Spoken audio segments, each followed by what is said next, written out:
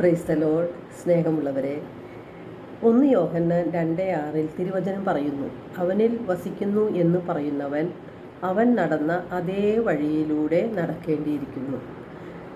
യേശുവിൽ നാം വസിക്കുന്നു എന്ന് പറയുമ്പോൾ യേശുവിനുണ്ടായ അനുഭവങ്ങളിലൂടെ, സഹനങ്ങളിലൂടെ നാം ഓരോരുത്തരും കടന്നു പോകേണ്ടി വരും. ഫിലിപ്പി 1:29 വിശുദ്ധ പൗലോസ്ലീഹ പറയുന്നു, ക്രിസ്തുവിൽ വിശ്വസിക്കുവാൻ മാത്രമല്ല അവനു വേണ്ടി സഹിക്കുവാൻ കൂടിയുള്ള അവകാശം അവനെ പ്രതി നിങ്ങൾക്ക് ലഭിച്ചിരിക്കുന്നു. നമ്മുടെ ജീവിതത്തിൽ ഉണ്ടാകുന്ന സഹനങ്ങൾ ദൈവത്തിൻ്റെ ദാനങ്ങളാണ്.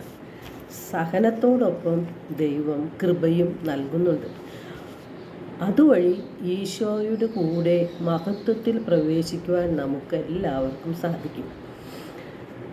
ഈശോയോട് അടുക്കുമ്പോൾ നമുക്ക് നിന്ദനങ്ങളും പരിഹാസങ്ങളും ഒറ്റപ്പെടുത്തലുകളും എല്ലാം ഉണ്ടാകും. ഈശോയ്ക്കും അതെല്ലാം ഉണ്ടായില്ലേ? അല്ലെങ്കിൽ നമ്മെ ഒറ്റപ്പെടുത്തുന്ന, കുറ്റപ്പെടുത്തുന്ന സഹനങ്ങളിലൂടെ അതിനെ നമുക്ക് കൃപകളാക്കി മാറ്റണമെങ്കിൽ ഈ സഹനങ്ങളെ പരാതി കൂടാതെ, നിരാശ കൂടാതെ ദൈവകരങ്ങളിൽ നിന്ന് നാം സ്വീകരിക്കണം. സഹനങ്ങളെ പരാതി കൂടാതെ നമുക്ക് എങ്ങനെ സ്വീകരിക്കാൻ കഴിയും? 4 കാര്യങ്ങൾ നാം ശ്രദ്ധിച്ചാൽ മതി. 1, ദൈവത്തിലും ദൈവവചനത്തിലും ആഴത്തിൽ വിശ്വസിക്കണം. 2, നമ്മുടെ ഹൃദയത്തിൽ ദൈവവചനം നിറയ്ക്കണം. 3, നമ്മെ ശക്തിപ്പെടുത്തുന്ന നമ്മുടെ നിത്യസഹായനായ പരിശുദ്ധാത്മാവിന് വേണ്ടി ലഭിക്കാൻ വേണ്ടി പ്രാർത്ഥിക്കുകയും പരിശുദ്ധാത്മാവിനാൽ നിറയുകയും ചെയ്യണം. 4, നമ്മെ നിന്ദിച്ചവരോടും വേദനിപ്പിച്ചവരോടും നമുക്ക് ക്ഷമിക്കാൻ കഴിയണം. പ്രതികാരം ചെയ്യരുത്.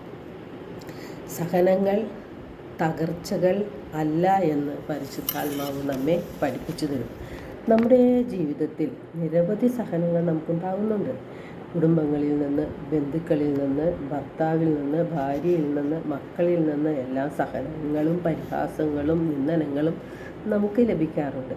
കുടുംബത്തിൽ യേശു പറഞ്ഞിട്ടുണ്ട്, കുടുംബത്തിൽ പെട്ടവർ തന്നെ ആയിരിക്കും നിങ്ങളുടെ ശത്രുക്കളെന്ന്. നാം നന്മകൾ ചെയ്തിട്ടും ഒരു കാരണവും കൂടാതെ മറ്റുള്ളവർ നമ്മെ വെറുക്കുന്ന അനുഭവങ്ങളും നമ്മുടെ ജീവിതത്തിൽ ഉണ്ടാകും. നന്മകൾ മാത്രം ചെയ്ത് യേശുനാഥന് ലഭിച്ചത് നിന്ദനങ്ങളും പരിഹാസനങ്ങളും ഒറ്റപ്പെടുത്തലുകളും ഒക്കെ അല്ലേ? അതാണ് നാം ചിന്തിക്കേണ്ടത്. പീഡാസഹനവും കുരിശുമരണവുമാണ് ഈശോയ്ക്ക് ലഭിച്ചതെങ്കിൽ നമുക്കും അതുതന്നെയല്ലേ ലഭിക്കുകയുള്ളൂ.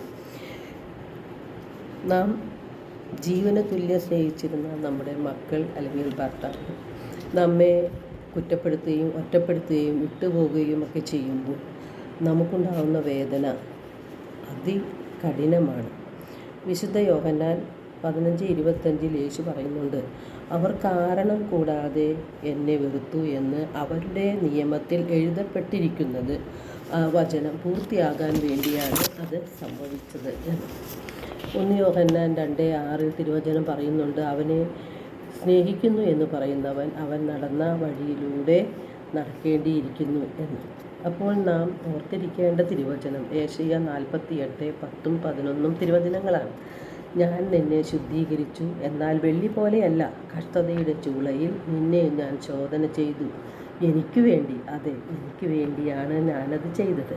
അപ്പോൾ നാം ഓരോരുത്തരെയും ശുദ്ധീകരിച്ച് കർത്താവിൻ്റെ സ്വന്തമാക്കി മാറ്റുവാനായിട്ടാണ് കഷ്ടതകളും സഹനങ്ങളും വേദനകളും എല്ലാം നമ്മുടെ ജീവിതത്തിൽ ദൈവം അനുവദിക്കുന്നത്.